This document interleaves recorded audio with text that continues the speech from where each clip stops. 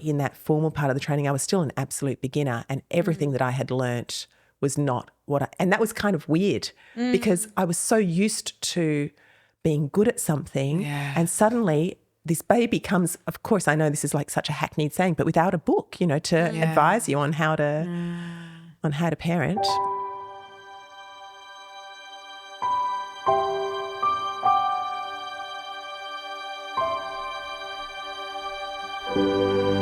Hi everyone, and welcome back to No Place Like Home. I'm your host Larissa, and I'm here again with Kath. And today we are joined by Dr. Victoria Mckay. We won't call you Dr. Victoria, just Victoria. Thank you. So lovely to have you here. We met each other at the Home Open Day first, and then Kath and I have had the pleasure of coming into your clinic in Elsternwick, Paediatric People, which we're going to talk about a little bit later. But first, tell us a little bit about yourself, your qualifications. Let's get into it. Thanks so much for having me here today. You're welcome. It's so nice to be here. So I'm a paediatrician, but I grew up in Sydney. So I moved to Melbourne about 20 years ago now, which was not part of the plan. I met my now husband at a party here in Melbourne and moved down. And so there's been a few unexpected things in my life like that have happened. And so I work as a general paediatrician privately and at Monash. I live locally. I've got 2 kids who are primary schoolers. So at what point in your career did you become a mother? So I was a trainee doctor. So as you guys would probably know, it takes a really long time. So I'd been at uni for a really long time. I worked in normal hospitals and then in paediatric hospitals for about 3 or 4 years. And then I had my first baby. So that was during my paediatric training. Right. So I was 32 at that point. Right. Yeah, when I had Maddie.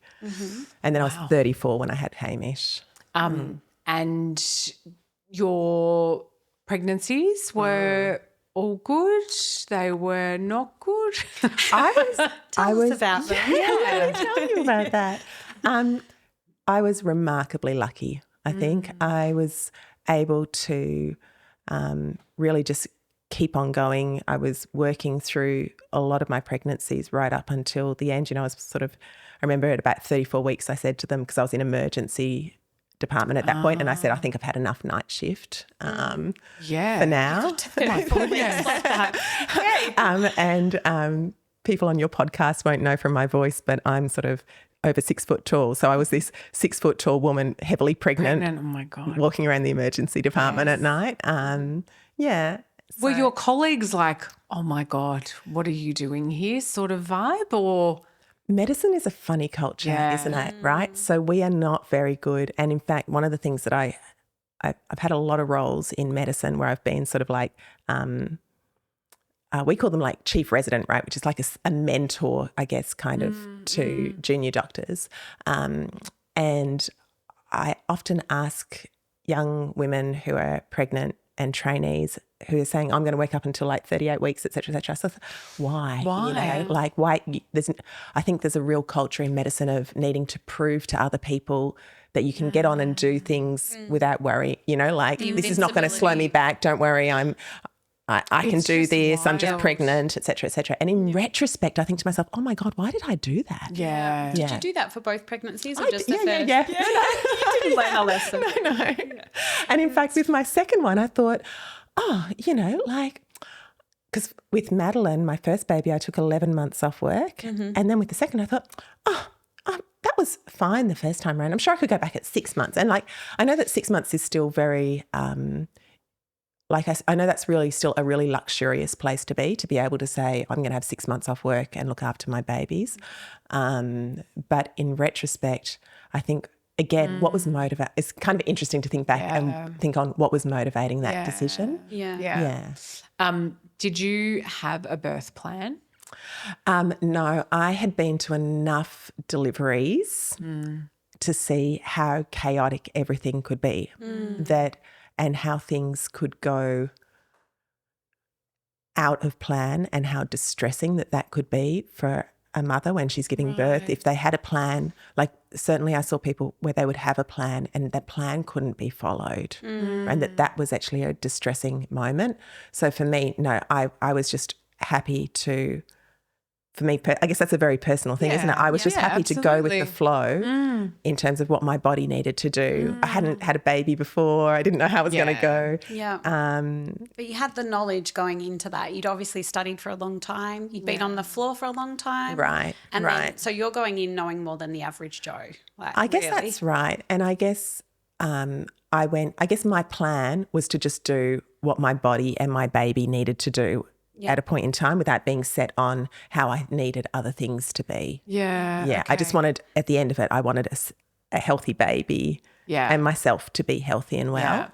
And I wanted my partner part of it. And those were the important things to me. And was that success as far as you could put it? Oh, look, again, you know, like I'm not going to have another baby, so I don't know why I'm touching wood. Just touch it in case. No, I'm well and truly done. But yeah, like really luckily the births actually went as well as I guess they can possibly go. Yeah. Yeah. Yeah. Did you have different births or were they similar-ish? They, you know, my births were almost 12 and almost 10 years ago. And there was nothing, I had natural births. I was able to, I had no major complications. My babies were born healthy and didn't need resus. So for me, that was just I think that's right. Yeah. Yeah. Yeah, I hear that. And your postpartums, were they the same as your pregnancies and births, like very similar, very sort of straightforward or? Totally different. Yeah, okay. Yeah. As I guess every time you roll the dice, things come out differently, don't they? And the second time round, you're doing it with two babies and in a different life situation to the first time round. With my second baby, we got home from hospital and it was during a massive heat wave and there was an electricity surge and the wire caught fire to the front of the house. So within 2 hours of being home, we had the fireys walking through whilst I'm in my heavily postpartum stage working out. At least it was the second baby, right? So so you kind of knew. I was a bit more at least But still, that's not the chaos that you. Hey, buddy, there's a fire. I know.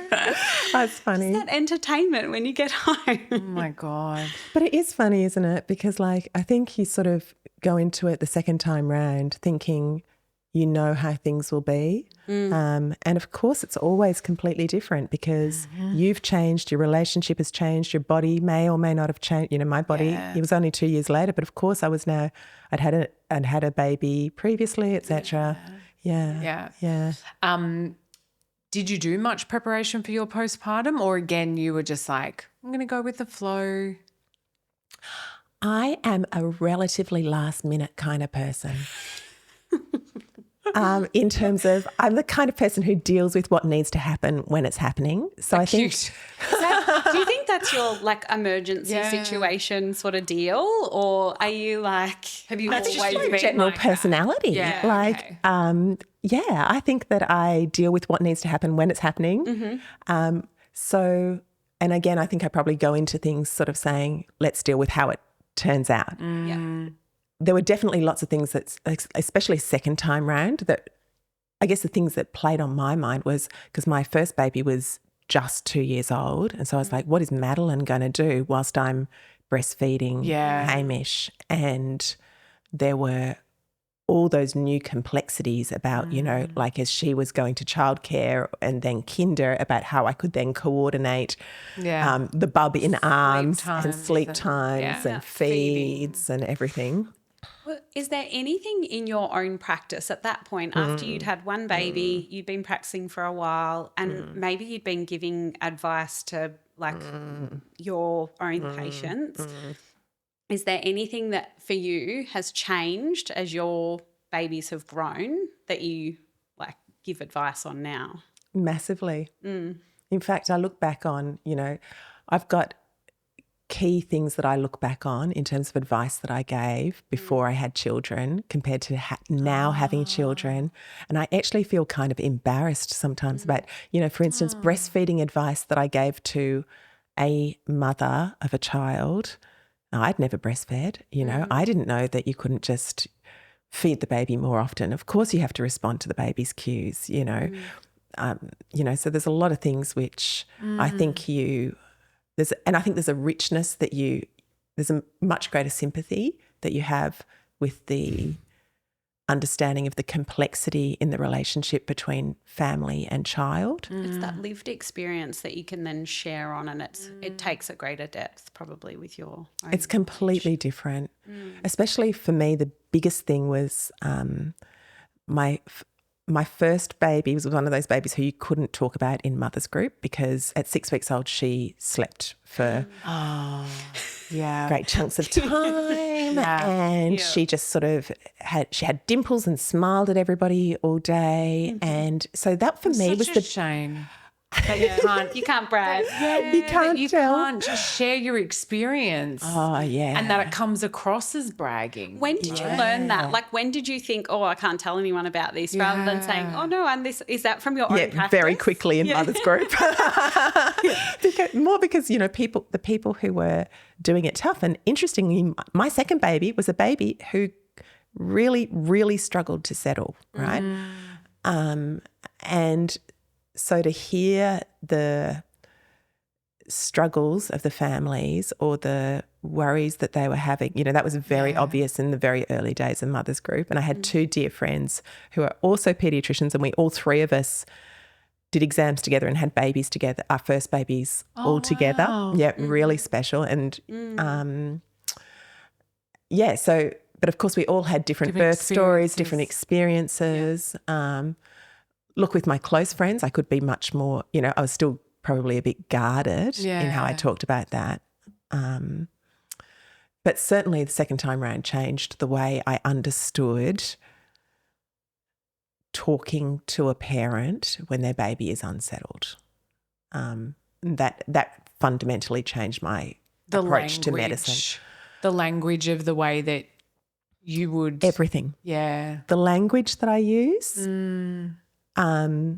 it changed how much I try and listen to understand the issues.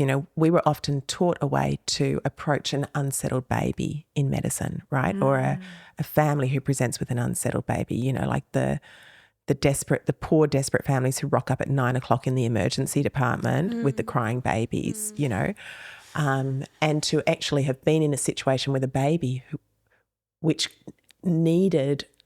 well, it felt like to me needed 24/7 physical contact with myself, or else the poor little mite couldn't settle. And that was, a good chunk of the first 6 to 9 months of his life.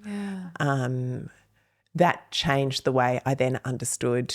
It's something like that visceral experience, isn't it? Yeah. To actually go, it just that empathy changed, I think, for me. And you recognise things. I know I certainly experienced that here.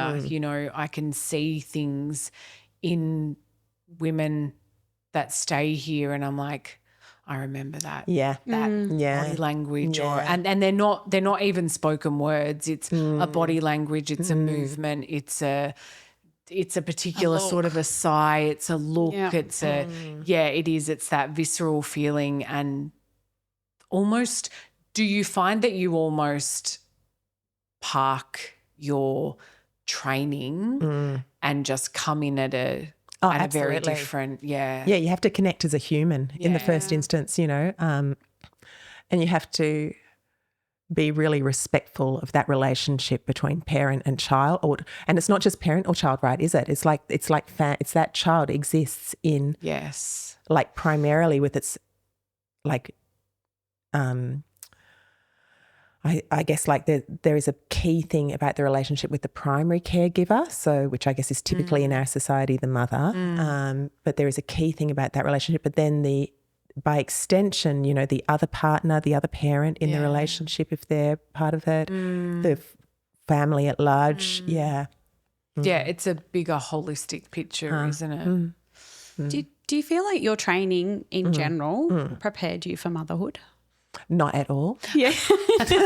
Even working at the coalface of some of these. Not at all. Like stuff. I had learned how to write up chemotherapy for a child. I had learned how to intubate a child or put a drip in a child. I'd learned how to play and distract a child. But to actually understand how a child develops and flourishes, certainly at the point where I had my babies in medicine, because I guess I was only, I guess I was roughly halfway through my formal pediatric training, because I feel like, you know, you keep on learning as a pediatrician how to be a pediatrician. Yeah. Every single family who walks in through the door teaches me something new, right? Yeah. But certainly in that formal part of the training, I was still an absolute beginner, and everything that I had learnt was not and that was kind of weird because I was so used to being good at something, and suddenly this baby comes, of course, I know this is like such a hackneyed saying, but without a book, you know, to advise you on how to parent. Do you feel you were a better doctor after having your first baby, like coming back after that first round of maternity leave and then like a different depth and richness of your own knowledge and experience? Do you feel like you're a better caregiver? I think I like to think so. Yeah. It certainly sounds like it. Yeah. Do you think, just to circle back on do you think that that's what is fundamentally missing in a lot of this medical training, that there's not those aspects of that deeper layer of understanding human beings before medicalising them? I think it's a reflection on medicine, and I think it's a reflection on our culture, because I think we're now growing up in family, you know, like it's really common now, I think, for the first time for us to intimately see a child develop, for it to be our own child, or to actually experience birth, for it to be our own birth. Like I know that there's, you know, I watched 10 million episodes of One Born Every Minute and was obsessed with every single like. I couldn't watch it. Neither. That was my like, that was probably like my birth preparation. It was like, as a medical person, that really appealed to me to see like other experiences of birth. Yeah, see, for me that was anxiety inducing because I was like, I don't want to see what's going to happen to me, like, you know. I assume, you know, lots of the situations where a paediatrician is called in, like there may or may not be a dodgy that's outcome. right. That's right. Because we're called in the perilous situations, or where somebody's starting to get worried. Yeah. Normally, unless you're having, you know, like a routine paediatrician present for a Caesar. Did you have a big support network around you, like in your postpartum? Yeah, I think I was pretty lucky. Like I was lucky, I think, especially with that. And I think I really missed that the second time round, actually. So I think what was key for me were those two dear friends. You know, we had gone through we'd sort of met in first year paediatric training, and then coincidentally, or, you know, I guess good timing had children together. And that was a really special part of, you know, we'd have baby catch-ups together, et cetera, and talk about what was going on. And certainly second time around, it felt a bit more lonely to not have that social group. And but I was, you know, I certainly missed my mum lives in Sydney, so I certainly missed that network. I think I particularly missed that during those periods where I had really little kids. Now that the kids are bigger, it's much easier to fly upwards and backwards. Yeah, of course. But in those immediate stages. Yeah, that's right. Yeah. But I had great in-laws and friends, etc. around. So okay.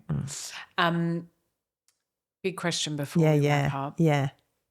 In your opinion, yes, what do you feel like needs to change in postpartum care?